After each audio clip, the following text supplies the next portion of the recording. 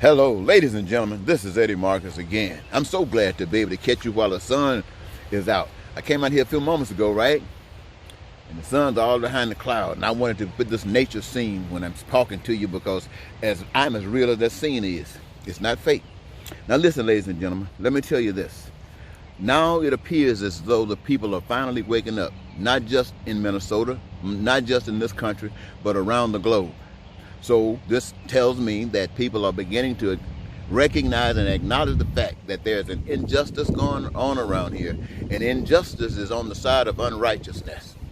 And I want you to know about me, ladies and gentlemen. I've been on this. I'm spokesman and advocate for basic human rights. Basic human rights and inalienable rights for all people.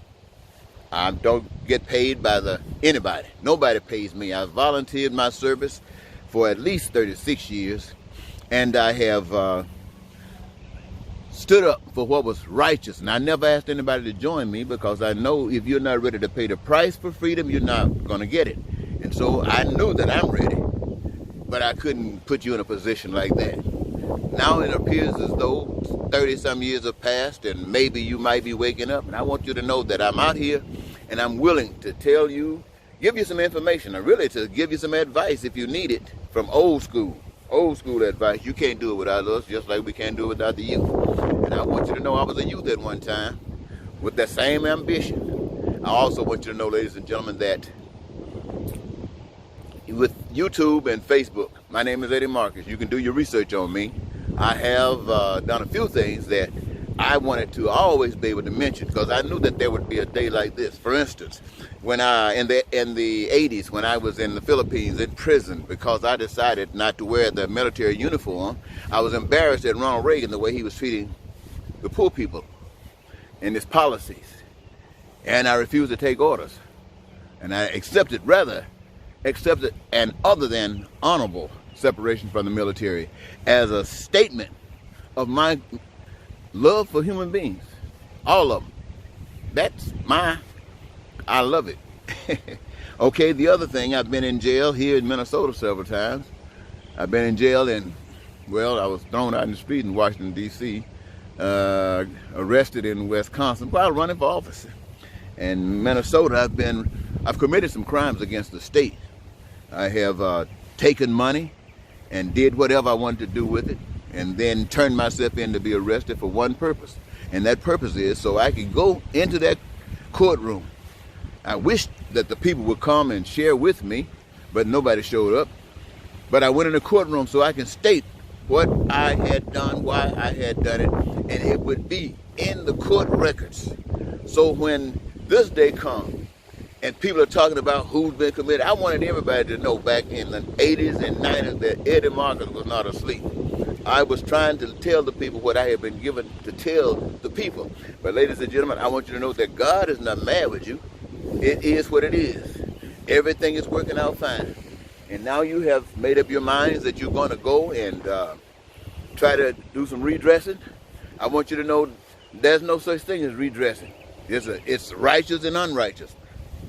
See, I know you're probably thinking if we go in and kind of cut the police down a little bit, take some of the responsibilities from them, spread it over here, then that'll make things nicer. But ladies and gentlemen, let me tell you something. Thinking like that, there's still going to be people who can't pay their bills. There's still going to be people who can't go to school. There's still going to be people who can't get doctor's care. So if you're not trying to do the right thing, don't waste anybody's time. All of this has happened all over the world, so everybody can be familiar with what unrighteousness produces. Now you're talking about Donald Trump. All of you Democrats think Donald Trump might be the devil. And a lot of Republicans think he's the devil. Okay? Why? Because of how his policies work and how he acts. Now look at you. You think you got it going on. But the poor, the suffering, you're the same. You're just like Donald Trump. Now you might say, okay, well, we're going to give you some more food stamps. Food stamps! Ladies and gentlemen, I want to tell you that there's a power that's greater than mankind, and that power is available to every human being who will accept it. And that power is the power of love. That is the power that you can't see, you can't touch, you can't feel, but the evidence is all around you in every kind of way you can imagine. It's right there staring in your face. And when it shows itself, you know it's love, because it's touched you in a very special kind of way.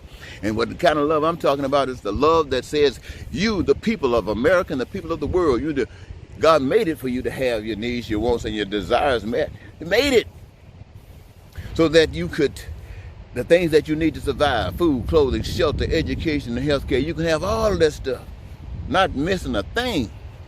And in so doing, you would live in peace and be prosperous and in freedom and joy of your lives and fulfillment of your dreams.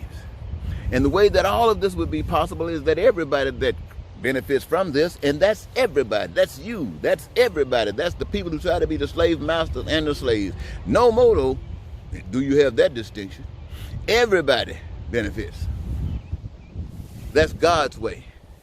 And how you do it, all these guys that benefit, all these people that benefit, every human being, they have a special gift, a special talent, which they are to use in a career of their own choosing.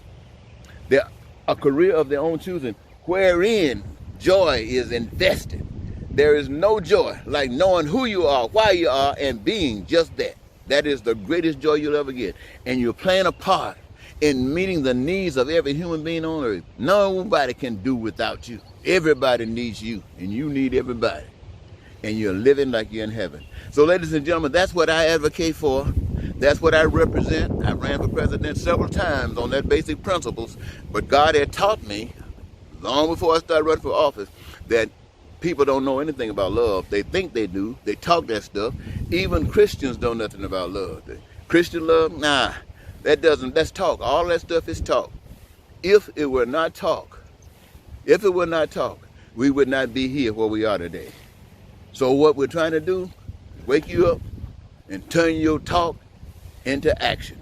But let's make it that one action that works for all times, for everybody. That's not trying to thread the water, thinking, well, they might not. Get yourself out of their seat. Ladies and gentlemen, when you go to the polls to vote, I'm going to tell you this. Don't vote for unrighteous if you consider yourself righteous. What I mean by unrighteous, I'm talking about Trump and all those people that sticking to him, the Republicans, all those people who are doing the kinds of things they're doing. That's unrighteous. I'm talking about the Democrats, whoever they got on the front page. All the stuff they're doing, all the stuff they have allowed to happen, all of that put together is nothing but unrighteous. And if you vote for either one of those, it's because you're an unrighteous person, have no idea what righteousness is, or at least you don't give a damn. And if you're a righteous person, you're going to go right up to the top of those places, whether it's the president, the Senate, or Congress, or anybody else that needs a vote. And they got a space up there that says who you want, you write in your name. You're telling everybody, telling the nation, and you're telling the world that you're tired of the bull and you're not going to be a part of it any longer. You're committing yourself by your signature that now you're going to stand for righteousness. Thank you so very much for giving me this your time. It is Eddie Marcus saying goodbye for now.